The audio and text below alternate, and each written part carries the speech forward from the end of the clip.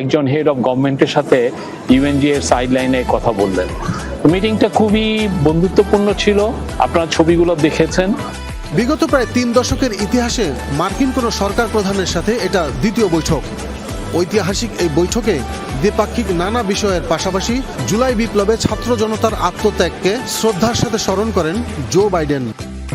Joe Biden বলেছেন যে তার ফুল সাপোর্ট আছে বাংলাদেশের প্রতি, বাংলাদেশের ইন্টারিম গভর্নমেন্ট, প্রফেসর ইউনূসের যে ইন্টারিম গভর্নমেন্টের প্রতি, এবং উনি জানতে চেয়েছেন কি কি সাপোর্ট লাগবে আরো। হ্যাঁ, এবং উনি বলেছেন যে এই স্টুডেন্টরা যদি এত স্যাক্রিফাইস করতে পারে তাহলে আমরাও তো আরো অনেক কিছু করতে পারি বাংলাদেশের জন্য। একই দিন ডক্টর মোহাম্মদ ইউনূসের সরকারকে পূর্ণ সমর্থনের কথাও জানান আরেক প্রভাবশালী দেশ কানাডার প্রধানমন্ত্রী জাস্টিন ট্রুডো। অধিবেশনের এক পর্যায়ে সৌজন্য বৈঠকে তিনি বাংলাদেশ পুনর্গঠনে সরকারকে সব ধরনের সহযোগিতার আশ্বাস দেন। জাস্টিন ট্রুডো বাংলাদেশের গভর্নমেন্টকে তার সাপোর্টের কথা বলেছেন।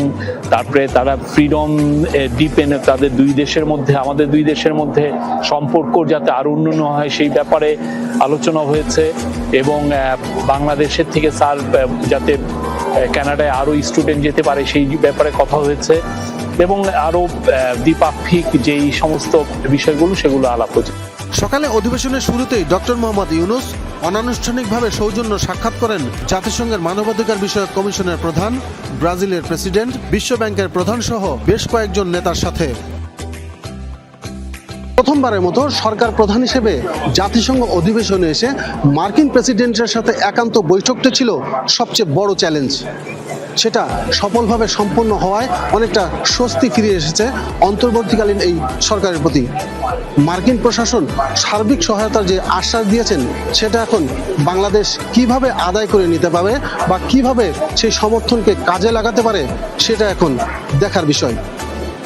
আব্দুল্লাহ তুহিন, যমুনা নিউজ, জাতিসংঘ সদর দপ্তর, নিউ ইয়র্ক, যুক্তরাষ্ট্র।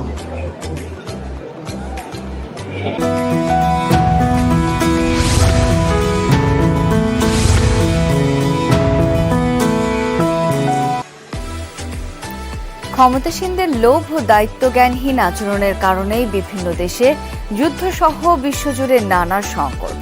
জাতিসংঘ সাধারণ পরিষদের ৭৯তম অধিবেশনের উদ্বোধনী ভাষণে এই মন্তব্য করেন মহাসচিব অ্যান্টোনিও গুতেরেস।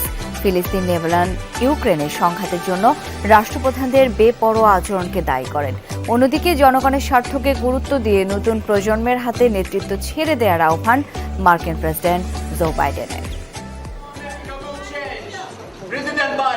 বর্তমান ও ভবিষ্যৎ প্রজন্মের জন্য শান্তি এবং টেকসই উন্নয়নের লক্ষ্যে একতা, এই প্রতিবাদে নিউ ইয়র্কে শুরু হলো জাতিসংঘের সাধারণ পরিষদের ৭৯তম অধিবেশনের মূল পর্ব।